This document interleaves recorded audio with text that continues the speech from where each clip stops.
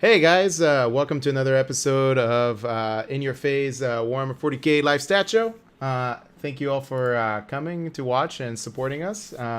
Today we're going to cover like most of the typical week over week changes in the meta that we've noticed, as well as if there's any, we'll go over some changes in the secondaries, especially now that we're getting some codex secondaries flowing through into the data, which is exciting because I know there's a lot of conversation online about the super advantage of mission secondary as for codexes, which have some.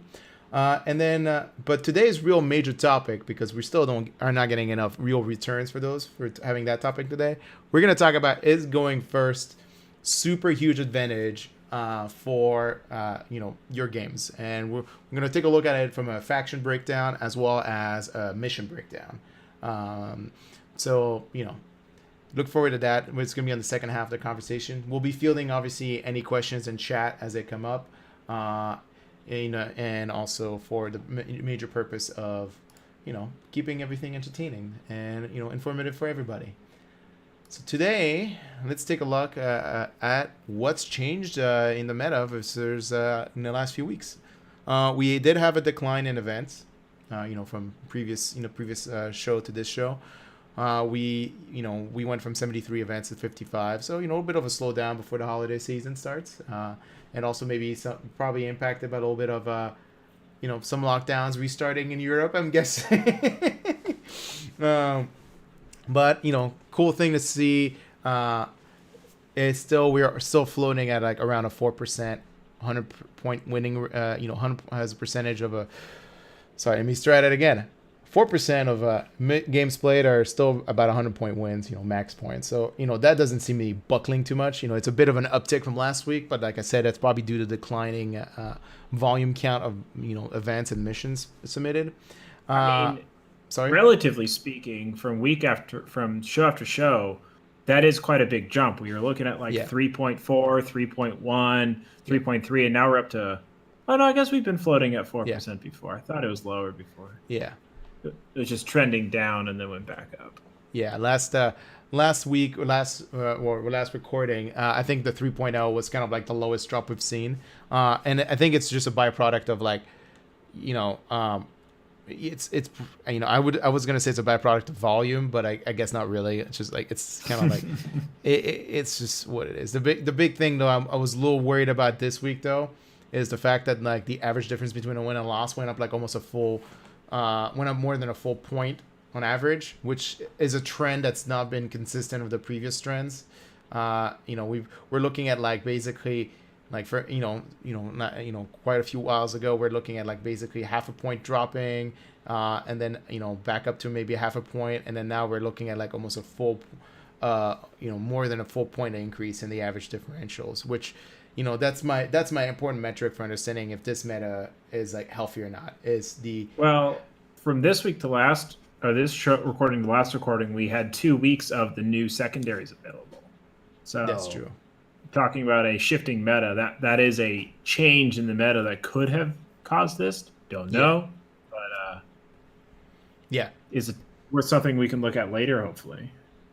Yeah, I'm hoping in the next episode we'll have a bit of more coverage of the actual codex specific or chapter approved secondaries, and see how much of an impact they have in terms.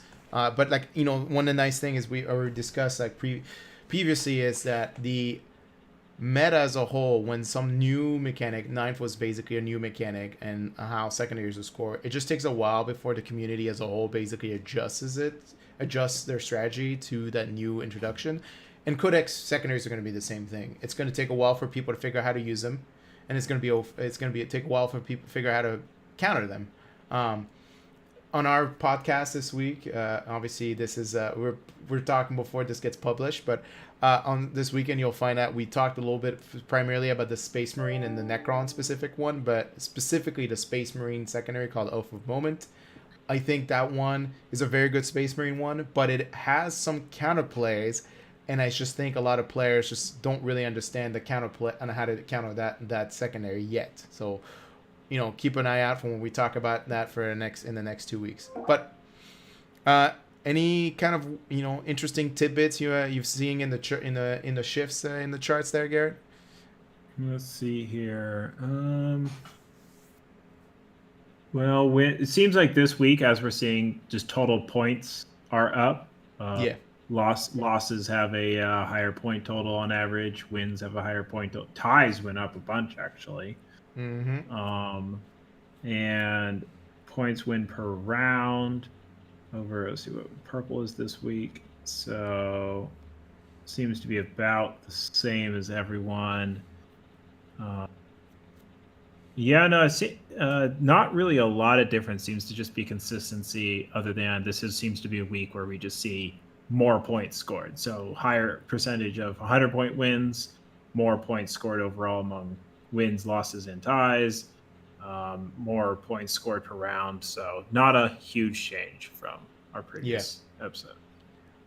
My big takeaway from the shift this week to in the last previous week is the fact that like when we're looking at the per round delta between, and this is the graph on the bottom right of the screen, if we're looking at the point delta between a win and a loss, one of the things I appreciate about this week's data point is that as the rounds progressed, the gap went down pretty consistently, and that's means that like obviously the Swiss pairing is working. Like I'm going to keep reiterating that the idea that like the better players are playing against better players as time goes on, and they're going to effectively the gap basically in performance shrinks.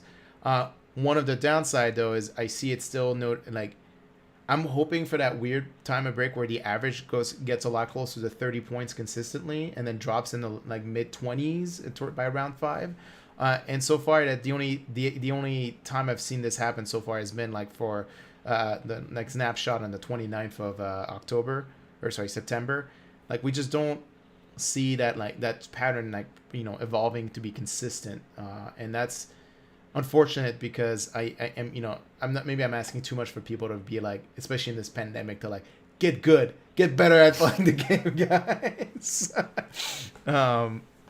But it is I do want to see that pattern. Like the way I want to see that ribbon chart develop over time is that as the weeks progress and the time cycles progress, I want to see the newest ribbon added, and that's the line, effectively called line, the newest week to be always on the bottom of that ribbon chart. I want it to consistently be at the bottom of it because I want basically the point differentials to keep going down as time. Like the older the ribbon is, the more higher it is on that ribbon stack effectively. I mean, like if we're looking at the middle one, as I said, just points are up on winners because they're the top ribbon per round, up until the last round, which is a 4-point drop, but minuscule. And then on the first one, losses are even up. It's the top ribbon for 3 out of 5 of those rounds. Yeah, the one thing I will say, it is kind of an anomaly that this, from the last few trends, that this specific week, in terms of win score average, and this is the middle graph on the bottom here, is that it's been floating on the upper 70s, basically averaging out to an 80-point win, for the most every round, or for all the rounds on average. And that's a fairly high winning record that we've seen in comparison to the last few weeks, where it's been floating around the 75, 76, 77 range. So this is definitely like, one of the things that is a little different about the previous sets of data for this week is it's been for this episode is that the wins have been bigger than before effectively. I'm going to take this time if you want to point out anything else, but I'm going to change this to a 5-round view instead of 3 to 5, just because I think it's important to see like what the 5-round events were like. So we had an uptick in events from last snapshot. Wow, we had a really big change in 100-point wins, almost like going up to 4-5 like, yeah, that's pretty bad. So that just means that we just have a lot more 100-point wins, which kind of fits the narrative of, man, there's this week's snapshot. There's just a lot more bigger wins, effectively. Yeah. I mean, last period we had a 4.8, so it seems to be at bigger events you get more 100 points, I guess, with a larger pool of players, and more, in theory, higher caliber players are going to the larger, longer events as opposed to just farming RTTs or something like that. So I mean, you can see it in the averages, right? Like when you're looking at the bottom middle graph, which is the week score average change. The first 2 rounds for this snapshot were like upwards of like 85 points on average. Like, yeah, I can see like, when you think about distribution, that's such a high medium point or mean point. There's probably going to be quite a few in that tail end, which are going to be 100-point wins, right? So this is just exaggerating, like higher caliber player playing like, I'm sorry, kids, baby seals in the first 2 rounds, because their average goes down. Like the average goes down almost like 5 points, like the next 3 rounds on average. So it's a pretty big drop off. We can see down on that end. Oh my god! Like even like the delta average between a win and a loss for. Hey Alex, I know you consider yourself to be a baby seal, but come on. Just because adorable face doesn't mean I don't enjoy clubbing you. And then I was gonna mention like the 40-point delta, oof, for first round. Yeah, that's some we don't really typically see 50 points in terms of delta. I think 40 is like probably the top end of like the gaps you're gonna get in terms between first and second. All right, ready for some? Let's just jump into, let's take a look at some secondary shifts from week to week. Okay. All right. In terms of secondaries, nothing's really shifted except for the fact that we're living in an environment now where, as time goes on, this pie here is going to look more and more like there's only 3 secondaries. we might need to move away from a pie chart at some point. Yeah, we need to move away from the pie chart. It is not a good representation of data at all. In fact, in my job, I refuse to use pie charts. I just don't know if the community as a whole is ready for some little more complex like volume analyzers.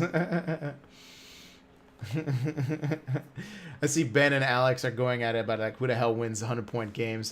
Well, good players win 100-point games, Alex and Ben. Unfortunately, I don't think any of us are in that stratosphere right now. Or lucky players. That's right. Or people misreporting scores. That too. Yeah, Logan is definitely responsible for these pie charts. Let's see. I wanted to continue on the thought process here. One of the big change, like I mentioned earlier, is the fact that Engage on All Front, Bring It Down, and Deploy Scramblers are growing in volume and percentage. Basically, I feel like Engage on All Fronts is actually less than normal. In the past, I believe it was in the high, like 29 to 30%, almost a full 33, and it's now down to 25. Yeah, it is lowering in terms. It is getting eaten up a little bit by the other basically secondaries. But I think it's because Deploy Scramblers as a whole is becoming more and more taken. It's just fundamentally just growing in scope in rates.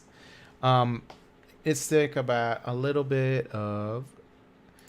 One of the big things I changed this week on the mission decision tree is that I added on the primary names. I did add the match record, so this just gives us an idea of like the breakout between a win-loss and a tie versus each of these, and you can kind of see like what was the win for Surround and Destroy, like what people were picking on that for win, and it's the only thing that shifted was Deploy Scrambler and Bring It Down, and then Grind Them Down. So like for me, Bring It Down and Grind Them Down and Bring It Down, they're just basically completely matchup dependence, and then the other two are just effectively like list dependence.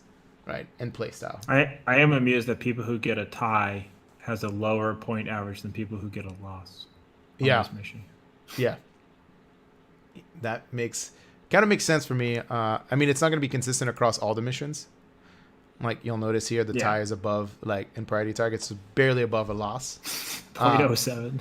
Yeah, I mean, we're dealing with the fact that like,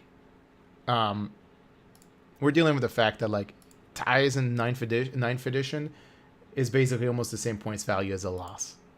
Like, Yeah. which is a weird, like, kind of reality. It's not in the BCP world. I don't think it is, because you don't. What is it, like? Instead of 1,000 points, you get 500 points or something. If it's a tie and a loss, you get Essentially. no points. So You essentially get half a win for a tie. Yeah. Some systems you get 3 points for a win and 1 point for a tie, but Ben Viscera brings up a good point. You can't get a 100-point win with deploy scramblers. That is correct. You cannot. You can get 90. Still way above the 85 point average. you can get a 95. You can get a 95. You can go to 95. 95. I'm sorry. That is correct. 95. And then I just want to take a look at some of the losses breakdown. Yeah, I'm curious. I mean, like, the secondaries don't really move that far.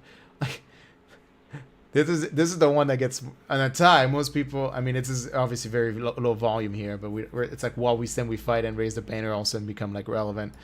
And like that's like raise the banner for me is like very much like, I don't know what else to do. I've already taken engagement all front and deploy scramblers. I guess I'll take raise the banner. I don't think you can take deploy scramblers and raise the banners high. I believe they're both shadow operations. Are they really? I thought raise the banner was okay. Okay, I thought it was a different classification. I think those two are in the same. I think I ran into that problem. I was like, okay. Yeah, they're both. I need a color code. They're both them. shadow operations. I need a color code them so we have a breakdown over here. Sweep and clear. Another time the tie is lower than the loss. The winning average from sweep and clear is still the same. I gotta come up with a better way of representing this this page here, because there's really nothing else to talk about other than the fact that, like, people are just playing the same 3 secondaries for the most part. I guess what I'm curious, like, so what secondaries are people taking to win, and which ones are they taking to lose? Like, what are they underperforming in when they lose, and what are they overperforming in when they win? Yeah, and the problem is that, like, when you're looking at like a loss, win, and so forth, like you can like see like there's like no shift. Yeah, the shift is like in this 1 secondary, which is mental integration, and that's it. So everyone just gets the same number of points depending. So they lose. So they're losing on the primary. That's all I'm seeing here. Is that people are losing on the primary. Yeah, secondaries you see almost no shift in points between a loss and a win. It just comes down to primary points. Yeah, I mean it's almost like that for consistently all of them. Yeah, they should say it. Yeah, we're gonna I want to have I want to spend some more. That's a tie. Tie. I want to spend some more time with like the data as a whole and see if I can nudge something out of it in terms of secondary space. But like, I think it's going to be hard to like focus on like talking about higher performing secondaries when the reality of the matter is it's just it comes down to these 3 for most like how do you counter engage on all front from your opponent who picks engage on all front? You can't. Yeah. You just can't unless you play a horde army and you can basically block off reserves from coming in a quarter or like something like it's very hard to prevent an opponent from getting engaged on all fronts. Bring it down. If they're taking it, there probably is because there's at least 12 points of vehicles on the table they can kill, and they're probably squishy vehicles. Well, I think an interesting takeaway we can from how often bring it down is taken is people need to stop bringing vehicles and monsters. Or if you do, like I've been talking to Logan a bunch about this, and I actually don't want to take an exorcist, not because like I would take an immolator over an exorcist, like a multi-melta immolator, because it's 10 wounds versus 12 wounds. Yep. That 11 to 10 wound threshold makes a huge difference, because I can take like 3 10 wound, 4 10 wound vehicles, and you can max out at 8 points against me. The moment you start taking 11 plus wounded vehicles and monsters, they can get those 3 points per, and I've noticed that adds up quickly to getting up there in the max points.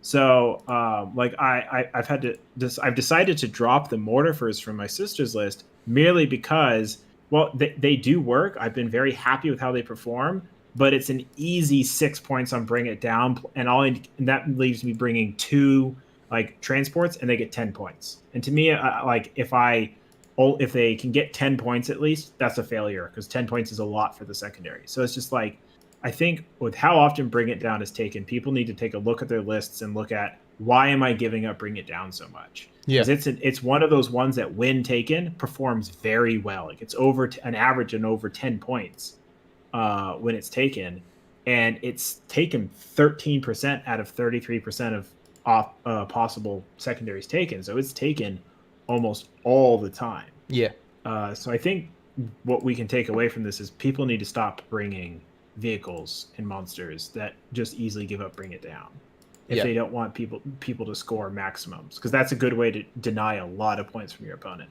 Force them to take a secondary that requires them to take actions and do things themselves rather than just murder the stuff they were going to murder anyways. yeah, for sure. I wanted to echo that sentiment because I have yet to build a list where I have more than like 6 to 9 points worth of vehicle on the table for like that Bring It Down situation. Just because I want to force my opponent into picking another secondary effectively. Exactly. Like you don't want to make the choice obvious to them that they're like, well, I'll just take Bring It Down because that's an easy 10 points I'm going to get. Like, no, right. Force them to Grind Them Down, which is a much harder one to get. Force them to take, like, what's the average scoring on Grind Them Down overall across all games? Let's find out. Factions. Yeah, like it's not going to be on. Let's see, Grind Them Down. Yes. You want to grind it down or Bring It Down? Grind Them Down. So Grind Them Down gets an average of 7.34. That it's down there on the bottom of the curve of core objectives taken. So it's like force them, rather than Bring It Down, force them to take Grind Them Down as a killing based one, or make them have to, like, they can't take Raise the Banners High and Deploy Scramblers, but make them choose Assassinate. But if you only have 3 characters, that's 9 points. It's like, well, got to kill those 3 characters. Like, force them to make a hard choice by not bringing vehicles. Right. Yeah, because when I look at it, like Bring It Down, it's like it's number 1 on average. Yeah, it's number 1. It is the highest scoring secondary when taken. And the fact that it's being taken so often makes me feel like people need to stop taking vehicles and monsters. That get, or as many high scoring vehicles and monsters. Like, I guess Orc players are always going to give it up because of all the mech guns. Maybe Guard players will give it up because they have a lot of 11 wound plus vehicles, but it's just like, don't, like, try to build lists that don't set yourself up to just give away Bring It Down. Here's an interesting one. Linebreaker is a pretty high scoring one as well. Mm-hmm. Yeah, I personally love Linebreaker. That's why I'm just surprised that doesn't get picked. Yeah, actually, that's one of the things I was noticing on the stat show is seeing how high Linebreaker is scoring. I'm wondering if it's because it's picked less and it's picked by people who know they can get it. Mm-hmm. But with the data we have, Linebreaker scores high. So I think, like, rather than getting engaged in all fronts, I've been trying to look at getting Linebreaker instead. Just a thought I've been having. It hasn't been successful so far, but to me it seems like one that's easier to get more points on because you get 4 points a turn just for having 2 units rather than maximum 3 points a time you can score it, which means you have to do 4 corners all 5 turns to max out engage in all fronts. It's a lot easier to get 12 to 16 points on a Linebreaker than it is to get it takes just as long to get 12 points as it does get 9 points on engage in all fronts, and it's easier than the 9 points you're going to get. Ben brings up another good point. Typically Linebreaker scores faster as well. The other one, that's exactly what I was talking about. One of the other ones I've been considering playing a lot more is Teleport Homers. I know it's a shadow operation one, but it is like, instead of like trying to gamble and just get the easy deploy scramblers, it's mostly based on my Sisters of Battle list because I have so much reserve, and I have like Efrol Stern and Kiganil in my list, deep striking, and I'm basically like, here you go, this is 125 point of the Teleport Homer. That's literally what it is. You know what you should do on this chart next time is break down how often each secondary is taken, like break it down by category. So let's look at all the battlefield supremacy objectives. What are their scoring potentials versus how often they're taken? Yeah, No that's what mercy, no I respite. was saying earlier. Because then, I need a yeah, color because then we code could actually break down like everyone's taking deploy scramblers. So shadow operation ones are a no go. Like no raise the banners high, no teleport homers. Moving on. So By that the way, leaves for the you purge audience the end. here, this is Garrett is enjoying this because usually he's the one getting the people telling him like, "Yeah, you need to do this," and he's just like, "Oh my god, this is what it feels like. So much power at my disposal." Yeah, you're right, exactly. So like if we eliminate all the shadow operations, that we say, you have to make 3 decisions, and everyone's taking deploy scramblers. So now you have to everyone's taking engage in all fronts. That leaves you a Warcraft one, which is hard to take unless you're built around it. Yep. And you have to take either 1 no mercy, no respite, or 1 purge the enemy. So I think if we're able to look at how well certain categories are doing, it'll help make that third choice better. Because I feel like that's the issue, is the 2 objectives is really easy to choose. Everybody knows which 2 they're going to take. It's the third one that makes, I always hear that thing of, your army is hard to pick secondaries against. Honestly, there's only 3 secondaries that matter against a couple obvious ones like Titan Killer, but bring it down, thin the ranks, and assassinate. Those are the only 3 ones that are obvious that you can like make it hard to fight against, because you either don't have a lot of characters, don't have a lot of vehicles, don't have a lot of characters. Yep. So if you don't have any of those, which is really easy to do, honestly, then your army is dubbed hard to get secondaries against. Mm-hmm. So that's just because there are two secondary categories that are the owner's choice, and the other 2 categories are against an opponent, and then there's Warcraft. Yep. So I think that's what it comes down to. I don't have any. So taking away from this short meeting here of Garrett, I have to build a hierarchy for secondaries. Sounds good. I'm right on it, boss.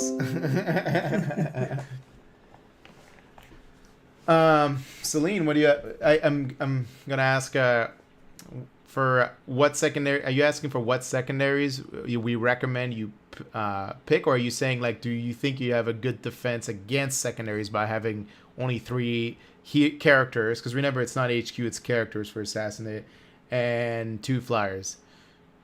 If your entire army is 3 HQs and 2 flyers, like, first of all, yes, it's a good defend, no character. Yes, it's a good defense if that's your entire army, but your opponents may be able to score other secondaries more easily because you don't have board presence. Yeah. And you might lose the primary heavily, which, as we've been noticing, honestly, the primary has a larger impact on you winning the game than the secondaries. Yep.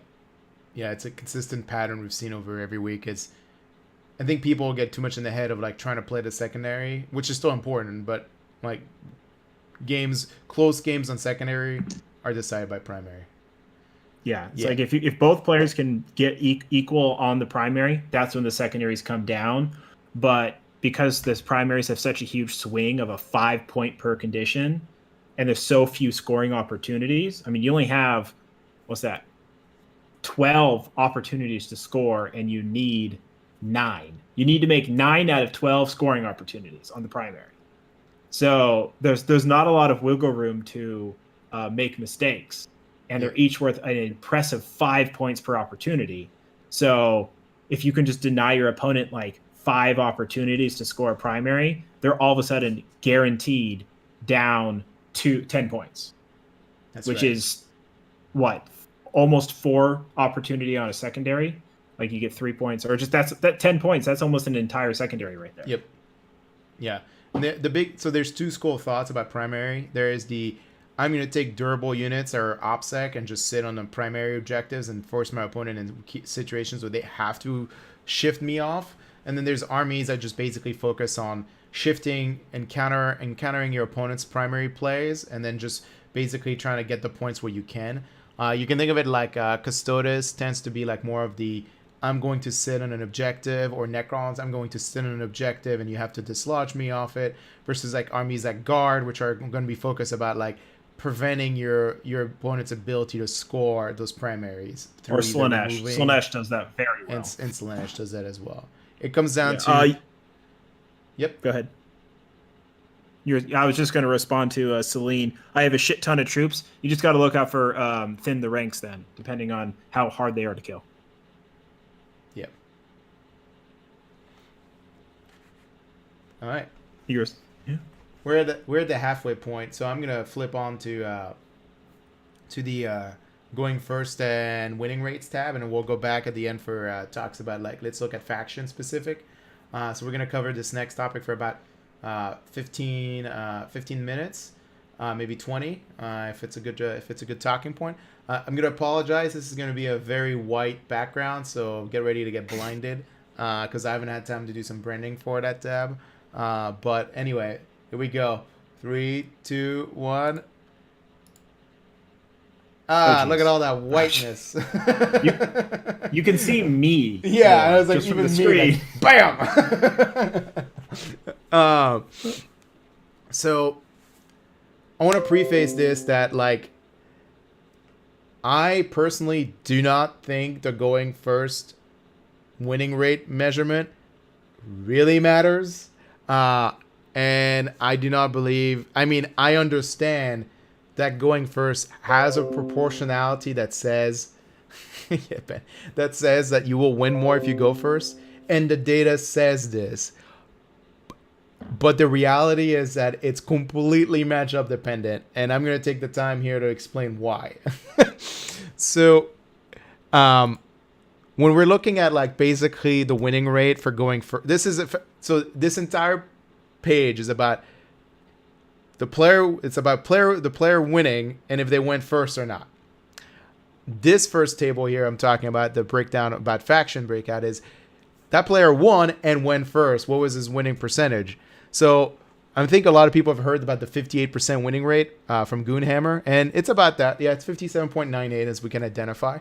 And as a whole, when you're playing against Chaos and you're going first, it doesn't matter what you play. When you're going first and you have a 58% chance of winning against Chaos, you have a 58% chance against Imperium, and a 58% chance against Xenos. Basically saying, if you go first against no matter who you're playing against, you have a 58% chance. But then when you break it down to faction specific, it gets a little bit more interesting. So Imperium against Chaos, 56%. Hey, that's almost chess numbers, if you're playing white. If you're looking at going first against other Imperium players, you have a 62% chance of winning. Almost as if Imperium is really good at counting Imperium. So I don't and then Xenos is back to a 56% rate. And then you can kind of see the inverse, for Xenos, and then you can kind of see Chaos, which let's just call it the fair faction, because they just have a flat kind of 55-56% winning rate for going first. So when it comes down to and it gets worse when you're breaking it down by sub allegiance, or sub factions. When you're looking at Adeptus Custodes, they have a 68% average for winning for going first. What it just means is that some books are just fundamentally better at dealing and winning going first. And I'm gonna hit this on Garrett. I'm gonna basically throw a softball at Garrett for a second, but it's primaries, guys. It's the primary and how primary works. It's not because they're going first that they're winning. I think most people think you're going first and you're just gonna get shut off the table. And that's what happens because that's what it was synonymous with for 8th edition, 7th edition, 6th edition, 5th edition. But no, it's literally because of how primary scoring timing works is what it comes down to. Armies like Custodes, we can just walk on an objective, the primary objective's turn 1, and then your OPSEC and your opponent's army is basically, I have to remove these or he's going to score full points on turn 1. Yeah, that's why it matters. Holding primaries is important. So now, Garrett, I'll let you have your spiel for it, and I'll expand the table for everybody else. Which spiel is that? I guess just the fact that reiterating the primary points, because I was gonna pass you over up there. Multi-role yeah, card. I was just gonna respond. So Yeah, Ben noticed. I was looking at this too. Look at Astra Militarum and Imperial Knights dragging down that average of everybody else. They're Yep. less than 50% if they go first. Tau at a 38%. That just could be that Tau just loses a lot, regardless of first or second. Yeah. And like, yeah, there's certain factions that'll drag down these averages. So it could be a lot of matchup dependent and skill dependent. And yeah, so primary points, who goes first, winning averages. So 40 points for people who go first, with your opponent having, is that 18 primary? Yeah, 18 primary points. So if you go first, your opponent is getting significantly less primary points. While going second, you get the same number of primary points, like half a point less, but your opponent is getting more. So yeah, going first is more about denying the primary. Yeah. It's the moral of the story. It's if you look at the multi-row card, and that's what he was going over here, it's the fact that like if the player went first and won, his total score was 72.29, his primary score was 41, his opponent's primary was 18.3 on average and 34 total points. And then you look like, well, what if the player went second and then still won? What's the average? Almost the same, but his opponent did better on primary, and that basically translated entirely in the difference in the total points. Like the secondaries didn't really shift as much as the primary. Like the narrative isn't that going first makes you win the game. It's that going first and having an army that functions better in primary exacerbates the importance of the primary. That's the story I wanted to mention, is that like, yes, going first has a much higher rate. Like I think the numbers was, if you go first you had an average of a 58% winning record, and if you went second you had a 40% chance of winning the game. So there is, and then about 2% of like effectively ties. I would argue that because it makes an actual noticeable impact on the primary, at least denying your opponent's primary. I feel like that might be something worth addressing. GW has worth addressing on going. Yeah. The benefit of going first is, yes, you don't earn more points. I mean, an average of 40 points, you're 5 points shy of maximum when you win. So it seems like people who win get an average of 40 points on their primary. So people who win are just maxing out their primary almost. It seems like they need to address the detriment in primary points by people who go second, because we're looking at an 18 to 22 versus a 40 to 40 on the winner versus loser. That is a huge difference comparatively. Yeah. So I think that might shift it from a 58 to a 56 if GW comes up with some way to address this shift in their ability to deny secondary or primary points. Yeah.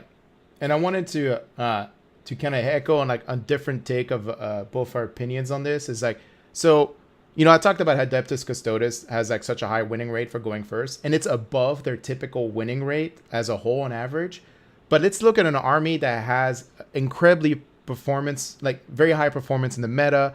When you're looking at Harlequins, for example, Harlequins, their actual winning rate for going first is literally almost the same amount as the overall average winning rate of Harlequins. It's almost as if going first for them had no difference about how, if they were going to win or not in the match. Yeah. Like literally the only time they're better going first is when they're playing against another Harlequin player. It's surprisingly the moral of the story is that the reason why is because Harlequins are not typically an army that plays to primary objectives. It just plays to kind of like waiting until you get up the board and then just like bamboozling you in damage effectively, in either melee shooting or a combination of both. But in terms of like primary, they're not necessarily playing that primary game that much. And that just reinforces my notion that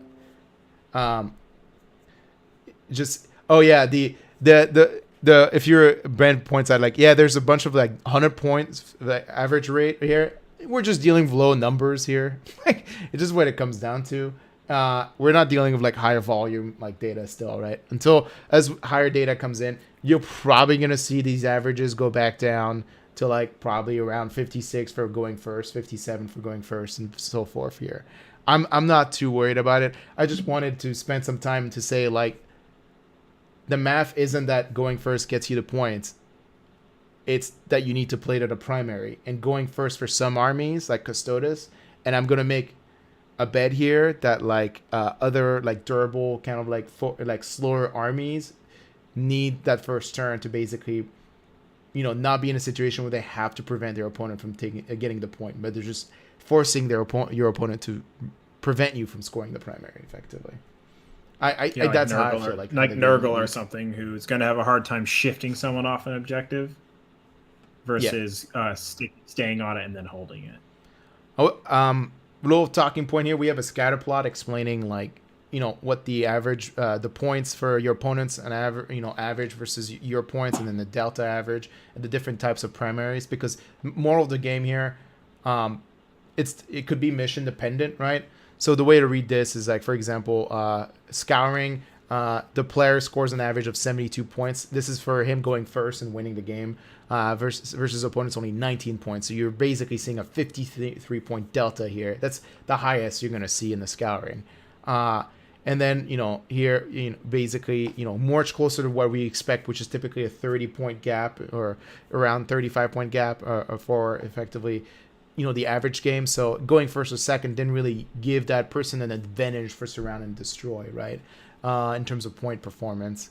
And then here, priority target, same thing, but like your opponent has gotten like, they're not as high scoring for both players effectively. So you kind of see this like weird, like basically cluster in the center that just says consistently, this is, what they're, going first and second gives you.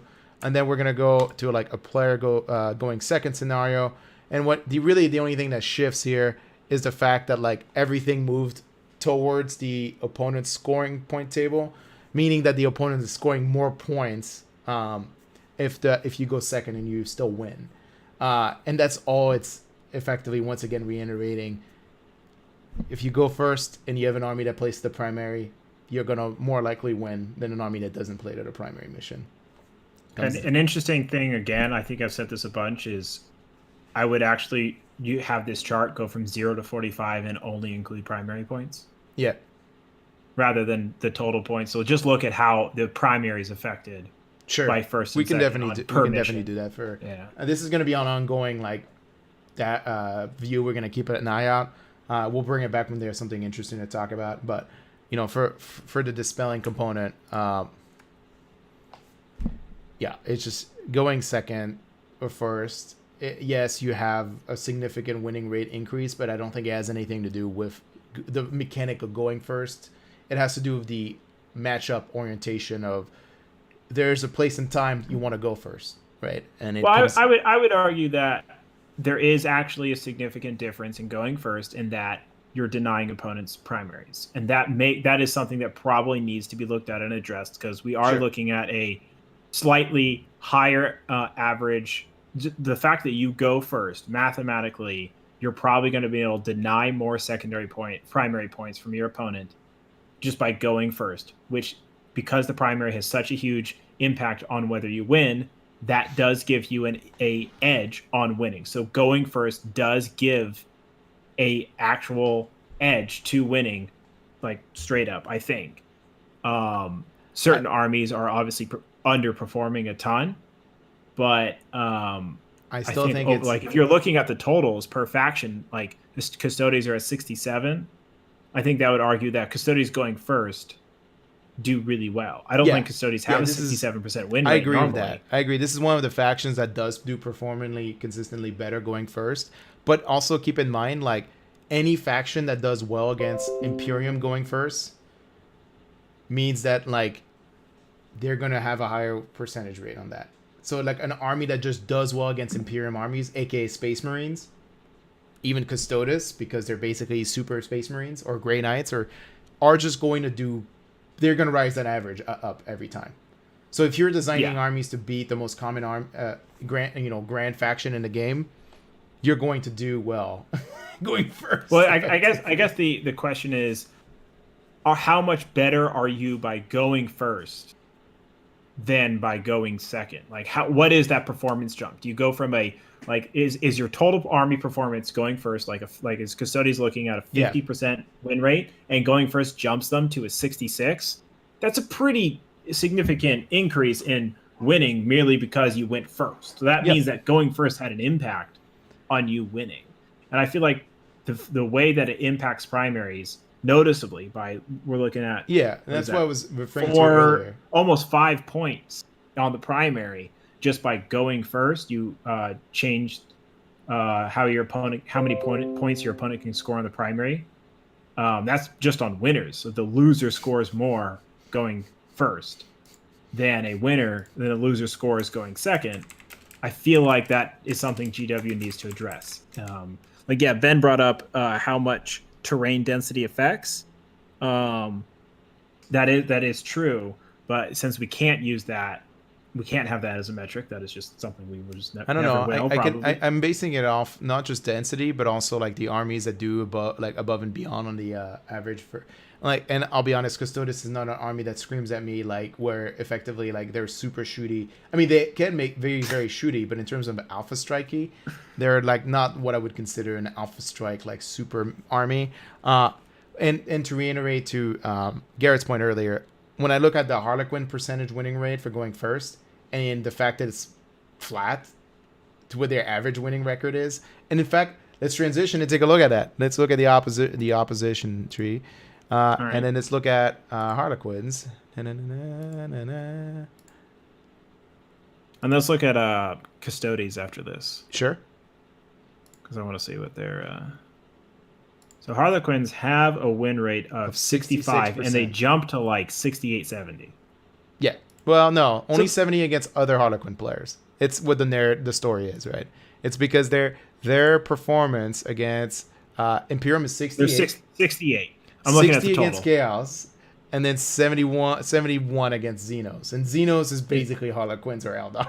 Yes. If you look at the total, it's a 68 versus a 65. So they do see a jump. 66, yeah. So I'm not going to say a 2 percentage point increase is significant to say, going first for Harlequins is But I think just looking at Ben. But I think playing against Harlequins with the right terrain, which Harlequins play too well, and most people are playing with, you can hide your army turn one, and then they just can be anywhere at any point. That they play well to going second, and they play well to going first because they can just be anywhere and put pressure on your opponent and do a lot of damage initially. So. Yeah, Ben's just saying he can watch the show for hours. Now he understands what all those football fans are about. Yeah, basically. I was looking at Custodes. Yeah, that's why I just flipped over. And I'm not surprised.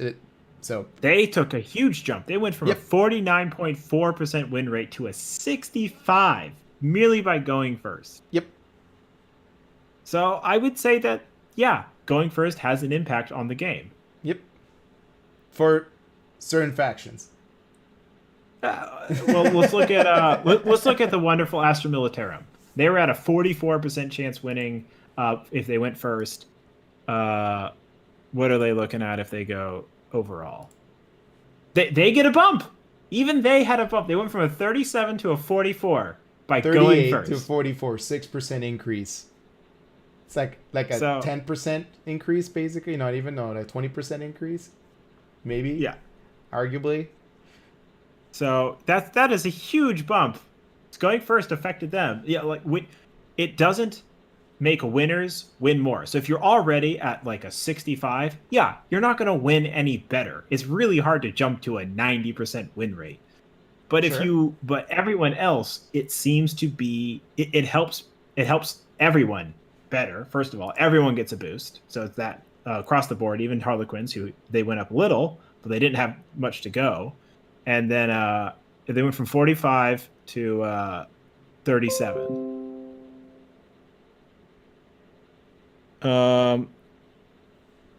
If we did a double turn, well, that would bring a whole nother statistic. We would have to then look at how often people win priority rolls on what turns and how that affects things. Because double turns can have a whole other question. Oh, is there any faction that seems to do better by going second? So I took a stab at answering that question, and it's yet to be determined. Like, to this point right now, there's my hypothesis test would be the new Necrons might be one of the few factions that does better going second. But honestly, right now, based on the meta, there was not any performance gain, like for going second than just going first. It's the more. But I think also I think we only have three from our data set. We only have three events that are using the scorecard data for where you can get this data since the Necron book dropped. So we're not going to have a huge shift.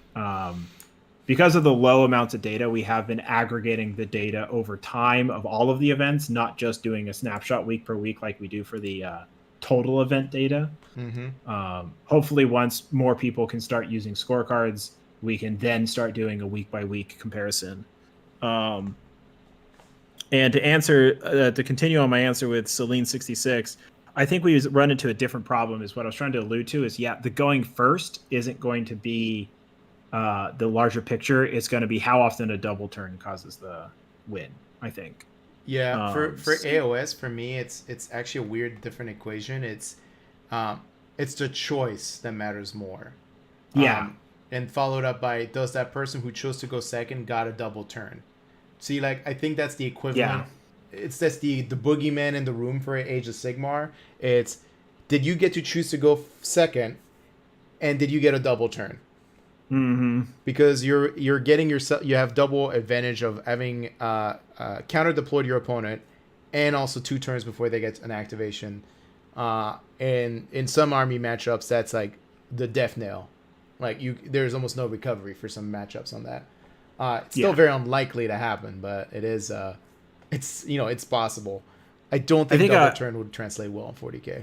I think an interesting argument, though, that some people have been bringing up is similar to Apocalypse and games like Malifaux and Infinity, is if we switch to an alternating unit activation as opposed to full armies. Yes, it would require some pretty fundamental changes in how the game plays, I think, on how buffs are given out and stuff, but that would probably eliminate who goes first as even a problem, because then, like, if you I went first, but I had 6 units to his 12, so I got out activated, which is a different problem, but it would eliminate this conversation, I think. Also, for me personally speaking, what 40k lacks that AOS has is missions where primary scored based on the battle round is the issue.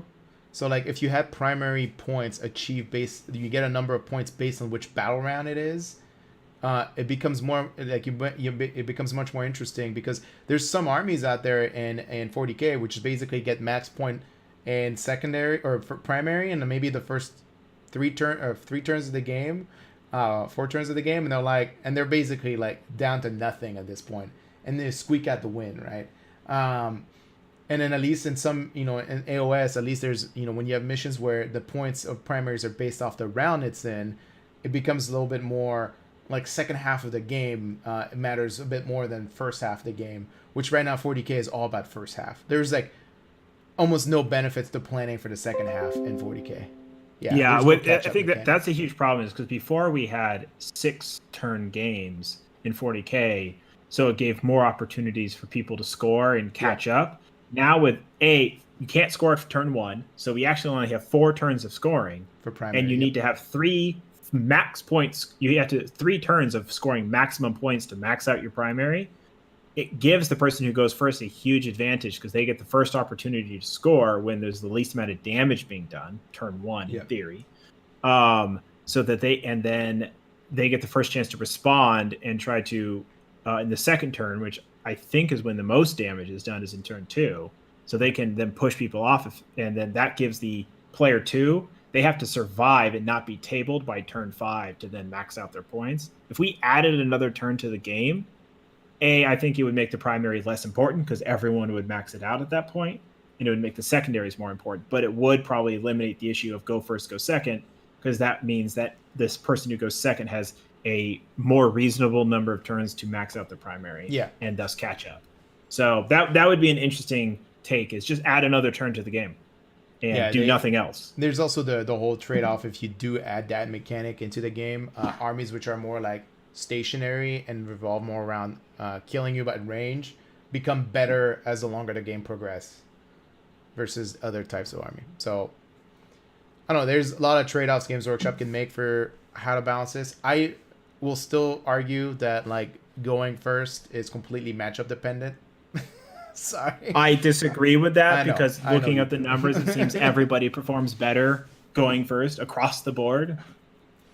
I even using the laws of average, like an Astrometeran player winning 44% more times going first versus 37% more times on average in a tournament that's 5 rounds, it's not even mathematically even worth one more win. It's literally you have to play 2 events before you get one more win.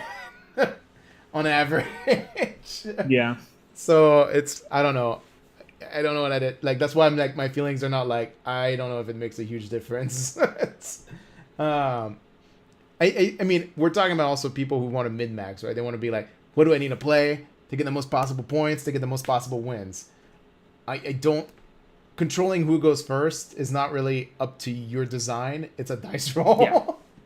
So you can't really depend on that. So I guess I think the argument though is that because it's something that no one has control over, but it has such a huge impact, it kind of is a detriment to the game because that means there's so much emphasis on just a single die roll at the beginning that can have a huge impact regardless of list building skill or experience or anything. If the data shows that die roll makes more of an impact on the game than any other factor, then that's a problem. But that's the issue, I think. So I guess one of the next metric we'll add is what's the army with above 50%, the highest winning rate for going first and the highest winning rate for going second. And that's the army you need to play. Yeah, exactly. Well, that would be the army who has the highest win rate. What I would like to see is armies that do well. I think I can actually answer that question right now. Yeah. It's going to require if you hold your horses, everybody. I would like to see armies that do well going second in general. Because I think those are armies when you're saying matchup dependent, all of a sudden it's like, well, even if I do go first, my chances of winning are still low because these guys do well going second. Like that means it's a different question then, or a different approach to the game. Global win rate for going second. All right. And I need to change this to an average.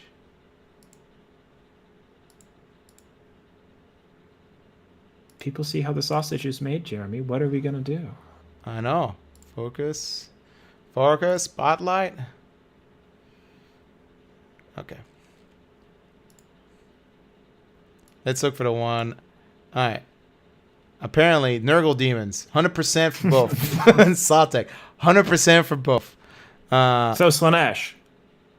Yeah, Slanesh looks like there's definitely something off in this, but that's because I just did a bunch of stuff that probably didn't like to get to this number. Ultramarines, Nurgle. Let's see. I mean, it's hard to judge like what the best one is. You're looking like, I mean, to me, it just seems like Harlequins are still the best, like just based on those math. Because everything else in here is pretty much a low population point. Harlequins are higher population point. So if you have a 68% winning rate for going first and a 61.5% chance of going second winning, here you go, everybody. Play Harlequins. Well, don't you want people to stop playing Harlequins? Isn't that your goal? You want to be the only guy playing Harlequins, so we should stop showing Harlequin data? I mean, that's my problem. It's... Isn't the best army the one that makes you the most friends along the way? And Captain Andrew says. So that would be definitely not Space Marines. Let's go to the bottom of this list. Who makes the most friends? Asuryani. Eldar, really? Eldar is the army that makes the most friends. Apparently, according to this map, Farsight's pretty good too. Evil Sons. Tau Empire as a whole. Literally the armies that are renowned for not making friends. Eldar, Tau. Those are the ones that are losing. It's almost like 9th edition left them by the wayside. It's all Reese's fault. I don't know. It comes down to I didn't. It was hard to see for everybody on the audience here, but yeah, I don't know, guys. It's not gonna fit any. It's not gonna. I don't think we're gonna break any stereotypes about going first. I was just trying to dismantle the idea that it's because going first matters because you table your opponent. Because the fear and connotation of the strength of going first was from the last few editions, which was basically I'm gonna get tabled because my opponent gets to shoot first. In this meta, it's about the primary points. Yeah, I think it's not about tabling your opponent. I mean, I guess alpha striking causes your opponent not to get primary points. There's that. Without seeing how many points are destroyed per turn, we won't know how effective alpha strikes really are. But it really does come down to denying primary points, I think. Yeah. Okay. Well, our 1 hour show is coming to an end. I'm going to spend the next 5 minutes opening it up for any questions on the chat for if you guys want to see anything specifically in terms of faction or secondary. Feel free to ask. If not, I'm just going to be rambling Josh on. brought up the idea of tempo. I've seen this. A lot of people starting to talk about this. I know it's a mechanic that usually is talked about in card games. I've been using that term for the last 2 weeks. Yeah, that's right. That's right. I've been hearing from you. I think I've seen some other people use it too. Yeah. And tempo, going first, especially with how the way scoring is done on primaries, the fact that you have to wait a whole turn, tempo makes a huge impact. And with primary being the main way people are winning, secondaries being not having a huge impact. Secondaries just honestly make a bigger impact on how many total points you have, just not on whether you win or lose. Controlling tempo is a huge deal, I think. Yeah, tempo is early dictation of tempo wins you game is the moral of the story of 9th edition. Yeah. I build lists now where I make unit decisions on tempo. Like, is this going to allow me to score points in secondary? Yes or no? Do I care about its performance on the table? No, I only need it to score points. Like the whole Kiganil and Efrel Stern, like great, like 125 investment for like getting Teleport Homer or Line Breaker. Cap and Andrew, scorecards being live for subscription. So for the casual games, we're currently waiting on Apple to approve the build, but it is going to be live soon. So anybody can have at least 10 casual games up at a time. And then the scorecards available for events. That was never going to be a subscription feature. But again, we are waiting on Apple to allow any TO to add a scorecard to any event. Apple is just having us by the balls and not allowing bills to get through. They're just nitpicky as hell these days. Super polite though, surprisingly. They're like, so. We really, they changed their. Sorry to go on this tangent, but I got this email from them that was like, we really want to finish reviewing your app, but like we're looking forward to finish reviewing your app, but we noticed this issue. I was like, what's with this language of being like happy and grateful to finish? A bunch of Canadians. I was like, I don't give a shit if you want to review my app. Just fucking review it. I don't need this. Just tell me what's wrong and I'll fix it. I don't need this polite ass language. Okay. Anyone have any questions? If not, I'm gonna go start my drinking and play a game of Age of Sigmar. We probably should give a bit for the delay to have people respond. And then I'm guessing I'm also playing your brother tonight for 40K. Oh yeah. Oh, are you playing him tonight? I think that's what you wanted. All right. I think that left enough time for the delay. Yeah, I mean, at this point, guys, I hope to see you all for the next episode of the Stat Show. We're gonna cover codex specific secondaries and Ben, the psychic secondaries. I mean, well, you kind of go to the mission, right? Go to the mission D tree. So you're gonna have to wait for the next Stat Show for that one. Fair enough. The answer is depends. And then for the next Stat Show, we're gonna cover chapter codex, blah blah blah, chapter approved secondaries, a little bit more in detail. And for any parting words of wisdom, Garrett? I guess I'll just keep hammering down that the primary is the most important thing, it seems like. Yeah. Today's episode is going to be set the tempo to win primary. It's all that matters. Yeah, right. It's all that matters. All right, guys. Have a lovely afternoon. We'll see you next time.